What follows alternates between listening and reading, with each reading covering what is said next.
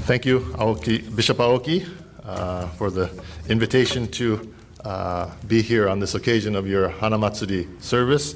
And also want to thank you for all gathering for my birthday, April 8th. As Sensei mentioned, I did mention yesterday, and I hadn't told him before I came up here that, yes, I was born on the same day as Shakyamuni Buddha. And so I mentioned that it's great that when April 8th comes around, all of the Buddhists throughout the world celebrate my birthday, or normally don't forget my birthday. So it's nice to be here to be able to share this very special service with you. I want to congratulate all of the Hatsumairi children, the 2 Hatsumairi children, and all of the Keirokai members. Who's here? Who's Keirokai in the audience? You could raise your hand, it's okay.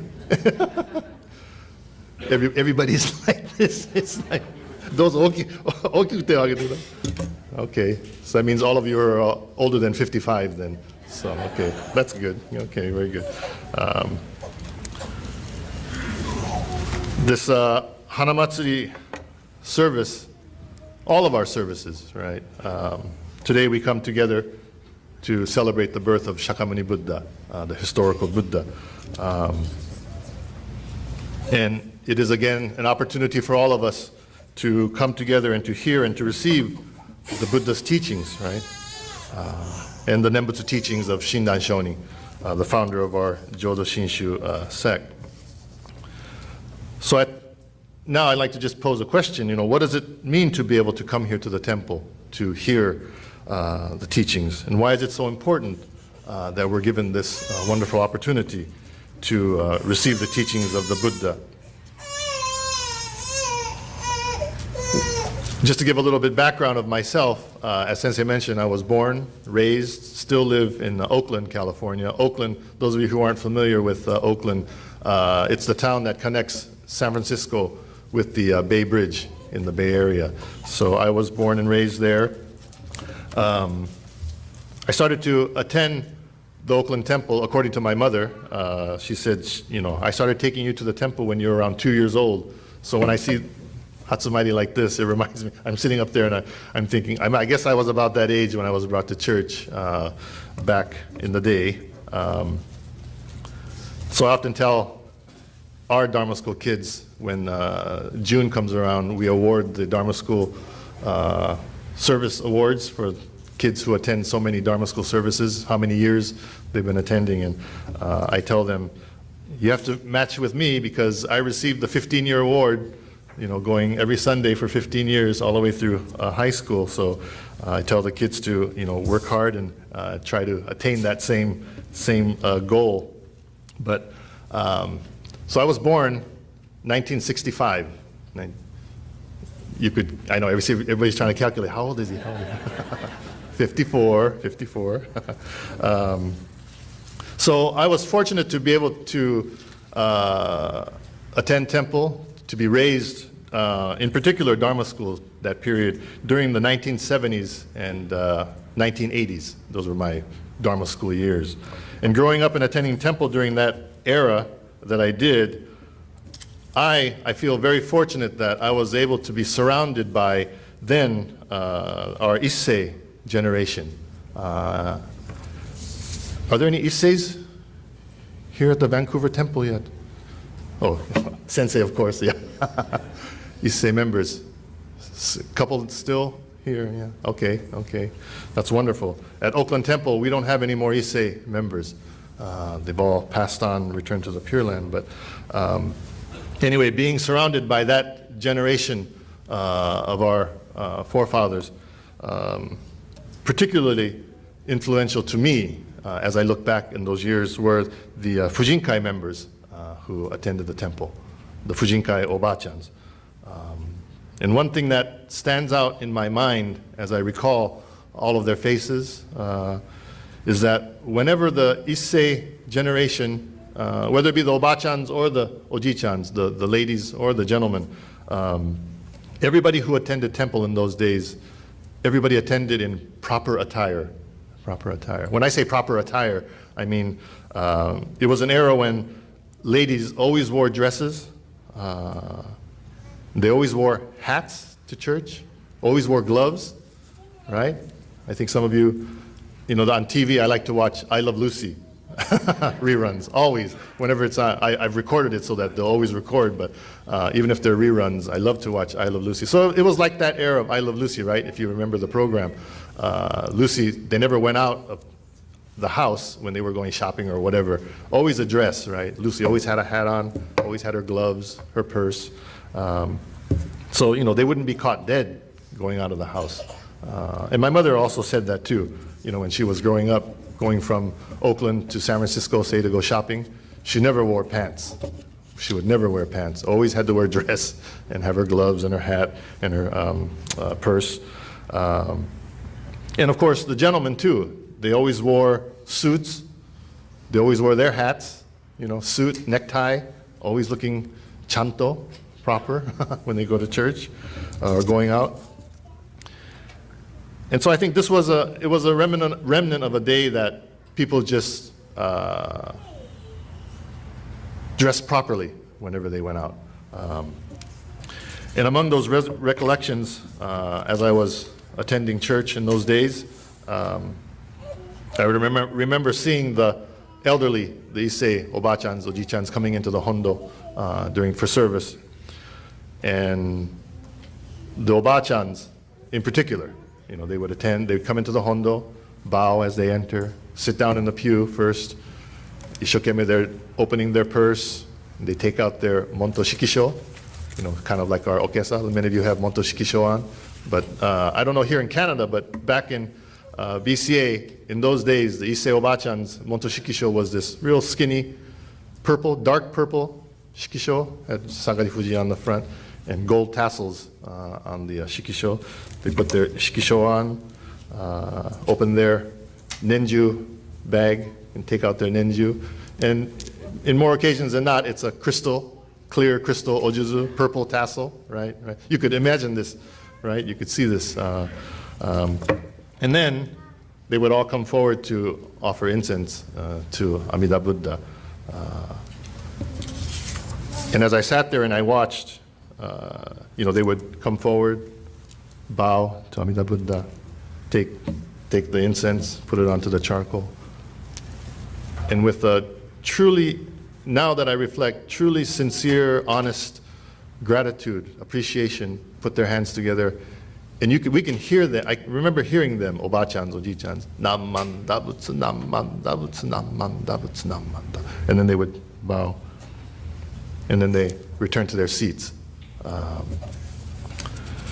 It's one of those images that so deeply engraved into my memory of that generation of our Nembutsu followers, of our predecessors. Another thing I recall as a child at the church in the Hondo during those services, we would, of course, sing gathas. We recite the sutras. Sensei would start leading the chanting, and then all of a sudden, we start off okay. Everybody starts off okay. Gradually, Ji-chans and Ba-chans either fall behind or start going too fast ahead, or the tune doesn't match. But to them, this is because they can't hear too well, right? Ji-chans, Ba-chans. So they're chanting or singing the gathas kind of on their own, going on their own way. So as a child, as a young child, a lot of us in the Dharma school, we'd hear that, we'd just start giggling and look back, who's off tune, who's not following correctly. And it was the Ji-chans and Ba-chans there. But that was another memory I would see.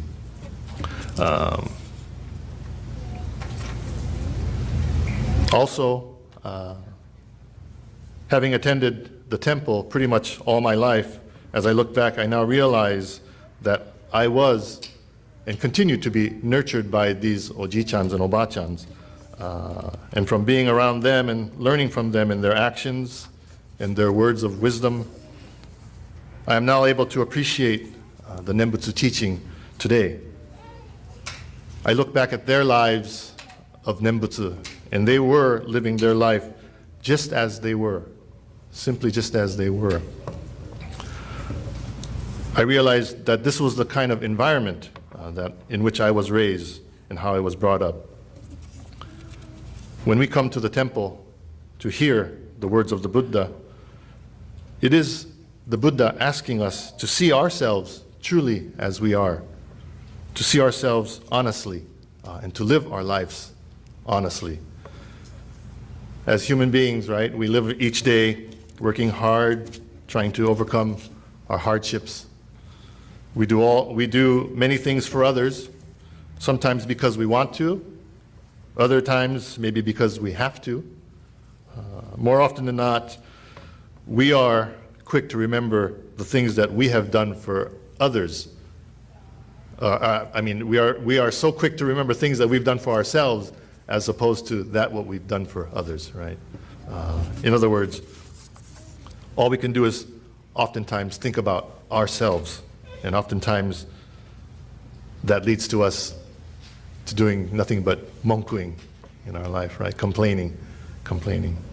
We often forget that our lives are supported and sustained because of the workings and the efforts of so many people around us, whether they be our family members, our relatives, our teachers, or our co-workers, and in some instances, even those people that we may not like to associate with. Those people too have a very profound effect on the lives that we live. As Sensei mentioned, I've been working at the BCA headquarters. Next year will be 24 years, and so I've worked under, including current Bishop Umezu, the last 3 bishops of the BCA. And one of the bishops before Umezu Sensei was Bishop Ogui. I think he's come up here and spoke to you folks before too. But one thing that he always emphasized, and we hear it, this idea of interdependent nature that Buddha teaches. But Ogui Sensei always said, we do not live our lives simply by ourselves, but our lives are one that are made up of interaction and interrelationships with so many other people, right? So this is the essence of what the Buddha tried to teach us, this idea of interdependence. We all visit the temple, whether it is for our regular Dharma school services, or for major services such as today's Hanamatsuri service and your Hatsumairi and the Keirokai celebration. And it is here that we are reminded of the words of the Buddha and of Shinran Shonin, the founder of our sect of Jodo Shinshu. The temple is a wonderful place for us to hear the Buddha's great wish, and that wish is for us to truly see ourselves as we are and to live a life of honesty and appreciation. And what does this mean? It means accepting, I think, all of the good and the bad in our lives equally with deep understanding and meaning. Our hondo, our temples, are a place for us to sit and to hear the teachings of the Buddha, to hear the teachings of Shinran Shonin, and to instill in ourselves the Buddha's wish, and that is to nurture the heart and mind of true gratitude for the life that we are able to live. This is the great wish of our founder, of the Buddha, and of Amida Buddha, to encounter this truth.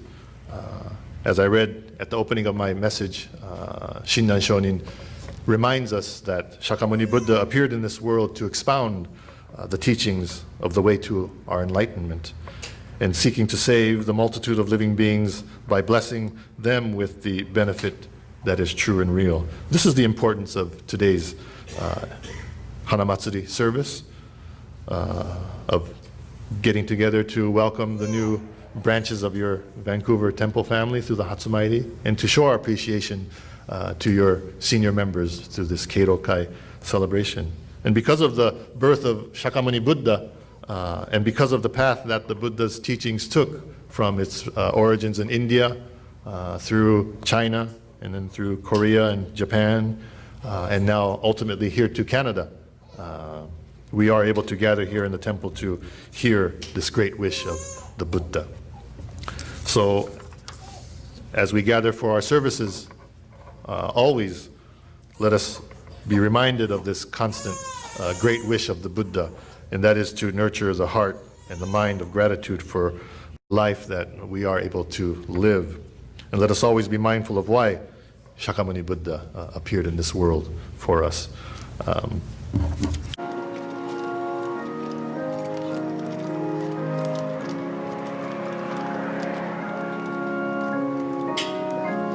Thank you all for attending. Please all proceed to offer incense and do the Nembutsu and go into the social hall.